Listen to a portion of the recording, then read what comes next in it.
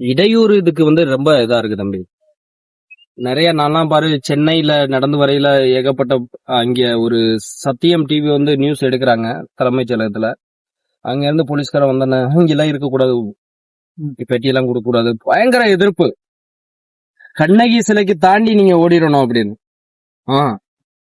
அப்படி நானும் ஒரு தமிழ்நாட்டுக்காரன், எனக்கு ஒரு என்ன பெருமை தெரியுமா, இவ்வளவு தூரம் நான் சுத்திட்டு வந்திருக்கேன், அங்கெல்லாம் எந்த ஒரு பிரச்சனையும் இல்ல. இது தமிழ்நாடு, நம்ம சொந்த மண்ணுக்கு நம்ம வந்துட்டோம், நம்ம வாட்டுக்கு நீட்டா போகலாம் அப்படின்னு. ஆனா சொந்த மண்ணுலதான் பயங்கர பிரச்சனையை சந்திச்சுக்கிறேன் நான். கண்டிப்பா. எந்த ஒரு பொது இடத்துலயும் நான் எப்படின்னா ரூம் போட்டு அப்படி இப்படின்னு தங்குறதுனா இல்ல. ஏதாவது கோயில் இல்லன்னா பொது இடம், ஸ்வீட் கடை, இந்த மாதிரி கொஞ்சம் பெரிய இடங்களா இருக்கும் பாரு, அவங்ககிட்ட பெர்மிஷன் ஃபர்ஸ்ட் கேட்பேன். ஆனா இந்த மாதிரி நான் நெடுந்தூர பயணம் வந்துருக்கேன் அப்படின்னு. சரி அவங்க தங்கிக்கங்க அப்படின்னு சொல்லுவாங்க. நைட்ல ஒரு 10 மணிக்கு வருவாங்க, 11 மணிக்கு போலீஸ்காரங்க வருவாங்க. என்ன நீ இங்க தூங்குற, இது பண்ற அப்படி. சார் நான் ஒரு ராணுவ வீரன், ஒரு நடைப்பயணம் வர்றேன் அப்படின்னு சொன்னாலும் இது பண்ணிக்கிற மாட்டாங்க. நான் இங்க ஏடிஎம் இருக்கு, பேங்க் இருக்கு, அப்படி இப்படி நிறைய சொன்னாங்க. என்னமோ நான் அட்டையை போட்டு போயிட மாட்டேன். நிறைய அது பண்ணுவாங்க. அப்புறம் என்ன பண்றது, நான் நடந்துருது. ஒரு நாள் 2 மணிக்கு நடந்திருக்கேன் நான்.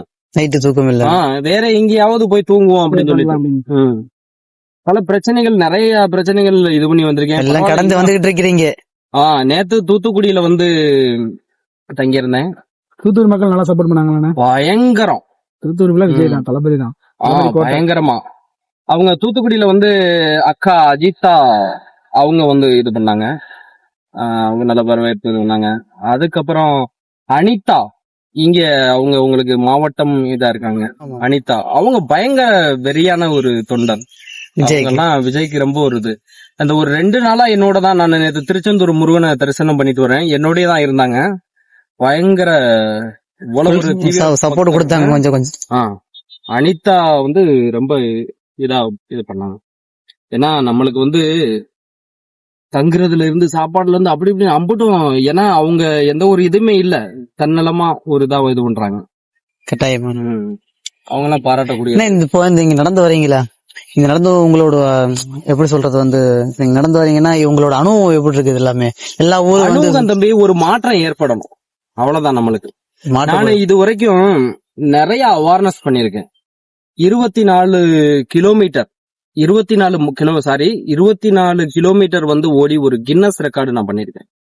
அதுக்கப்புறம் 24 மணி நேரம் பின்னோக்கியே நடந்து ஒரு மரம் வளர்க்கணும், மழை நீர் சேகரிக்கணும்னு சொல்லிட்டு ஒரு அவேர்னஸ் பண்ணிருக்கேன். கொரோனா அவேர்னஸ், கொரோனாவில இருந்து எப்படி விழிப்புணர்வா இருக்கணும் அப்படின்னு ஒரு அவேர்னஸ் பண்ணிருக்கேன். அதுக்கப்புறம் 2800 கிலோமீட்டர் நடைபயணம் ராமேஸ்வரம் டு உத்தரப்பிரதேசம் வரைக்கும் நடந்திருக்கேன். நான் 197 கொடிகளோட நிறைய அவேர்னஸ் பண்ணிருக்கேன். நடக்கிறது என்னோட இயல்பு தன்மை. இந்த நேரம் நான் நடக்கிறதோட முக்கிய நோக்கம் என்ன, என்னோட பணம், என்னோட சம்பாத்தியம் ஒரு 60-68 எனக்கு சம்பளம்.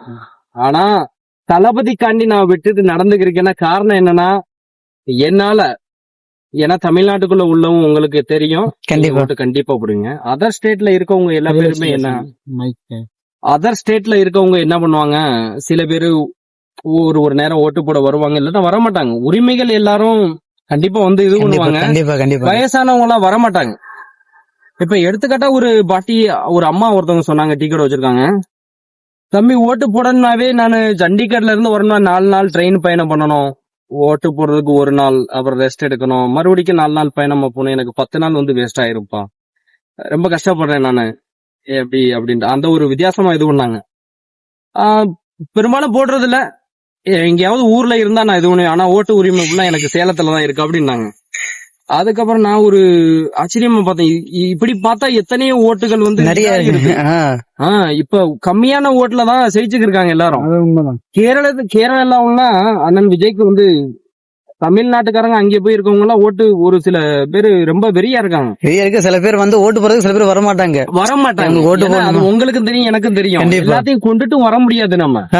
ஆனா இந்த தடவை என்ன சொல்றாங்க எல்லா பேரும், தளபதி ஒரு புதிய ஆள் நிக்கிறாரு, அவருக்கு வந்தா ஒரு எம்ஜிஆர் மாட்டம் நல்லா செய்வாரு, ஒரு மாற்றம் இருக்கணும்னு சொல்லிட்டு எல்லா பேரும் வரணும்னு சொல்லிட்டாங்க. 100% 100% எல்லா பேரும் கூட ஓட்டு எலெக்ஷன் எடுக்கும் போது கூட இந்த செய்தியில போட்டிருந்தாங்க. அதுல கூட விஜய் தான் முன்ன வந்தாரு. வருவாரு, ஏன் வரும், எல்லா பேரும் மாற்றத்தை விரும்புறாங்க தம்பி. கண்டிப்பா வந்தா ஒரு கிளி ஜோசியம் பாக்குறவர்ல இருந்து டேரக்டா நீங்க அங்க ஆர்மில இருந்து அப்படியே கிளம்பிட்டீங்க? இல்ல, நான் கன்னியாகுமரியில தான் ஆரம்பிச்சேன். 24/4/2025 அப்ப ஆரம்பிச்சேன் நானு. ஏன் ஆரம்பிச்சேன்னா ரொம்ப யோசிச்சுதான் நான் இது பண்ணேன். ஏன்னா இதனால பாதிப்பு இருக்கு, நிறைய சிக்கல் இருக்கு. என்னால என்னோட தளபதி, நான் அவரோட உயிருக்கு உயிரான ஒரு fan. தீவிரமான ஒரு வெறியன் சொல்ல கூட அப்படிதான் தெரியுது. இருந்தாலும் அவருக்கு என்னால முடிஞ்ச அளவு ஒரு 20,000 பேரை நான் கொண்டு வந்திருக்கேன் அப்படின்றதுல ஒரு பெருமை இருக்கு உங்களுக்கு. அதுல ஒரு சந்தோஷம் உங்களுக்கு. முதல்ல உருவாக்கின கொடி அது. அந்த கொடியை நான் நாடு முழுவதும் சுத்தி இருக்கேன்.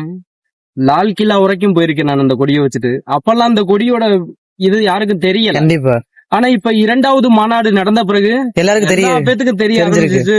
சரியான பட்டாளம் இருக்கு, நடிகர் விஜய் அவர்களோட இது வந்து நார்மலானது இல்ல அப்படின்னு இப்ப எல்லா பேரும் தெரிஞ்சுக்கிட்டாங்க. இது உங்களுக்கு சப்போஸ் விஜய் வந்து உங்களை பாக்குறான்னு நினைச்சுக்கோங்களேன். நான் இப்ப வந்து எல்லா பேரையும் சொல்றது ஒண்ணுதான், களப்படியில அவரு ஏகப்பட்ட பிரச்சனைகள், ஏகப்பட்ட இது மூமெண்ட் நிறைய இருக்கிற நேரம் என்னைய வந்து அவர் சந்திச்சாருன்னு வச்சுங்க, அது ஒரு நாள் அவருக்கு வந்து நானே அவருக்கு ஒரு துன்புறுத்துறாப்புல இருக்கும். அதனால இப்போதைக்கு நான் சந்திக்க விரும்பல. நானு இந்த பயணம் முடிஞ்சிருந்தா நான் என்னோட யூனிட்டுக்கு போய் என்னோட வேலையும் நான் இது பண்ணணும். கண்டிப்பா. பனிஷ்மெண்ட் வாங்கின பிறகுதான் நான் உள்ளே 1 லட்சம் பேர் இருக்கும். நீங்க என்ன கணிக்கலையும் தெரியாது. ஆனா நியூஸ் ரிப்போர்ட்டர் எல்லாம் கணிச்சது 2 லட்சம் 3 லட்சம் தான் கணிச்சாங்க. அவங்க ஏற்கனவே தெரியும். ஏற்கனவே பால்மே செய்தி ஒண்ணு வந்து நம்ம விஜய்க்கு சப்போர்ட்டே பண்ணாது. என்னோட கணிப்பு படி ஒரு 25-30 லட்சம் பேர் இருக்கும். உங்களோட கணிப்பு, தேங்க்யூ தம்பி, உங்களோட கணிப்பு எப்படின்னு தெரியல. கண்டிப்பா தளபதி வருவார், இருந்துடுவார். நான் 100% நம்புறேன். காசு பேர் வந்து விஜய்க்கு தான் அதிகமா ஓட்டு போடணும்னு சொல்லி இருக்கிறாங்க. கூப்பிடுறேன், போட்டோ எடுத்துங்க. இவங்க அனுப்பி விட்டுருவோம்.